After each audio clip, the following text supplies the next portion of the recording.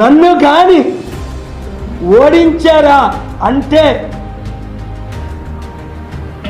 చూడు, ఆర్డర్ ఎప్పుడు తెచ్చాను? ఏప్రిల్ 25, నెల కూడా అవల, జూన్ 19. ఈ ఆర్డరు స్టీల్ ప్లాంట్ని ఆపడానికి తెచ్చిన ఆర్డర్. 3 సంవత్సరాల 3 నెలలు ఫైట్ చేస్తుంటే 39 నెలలు పోరాట కమిటీ నాయకుల్లో 4 అదానికి తొత్తులై అమ్ముడు పోయారు.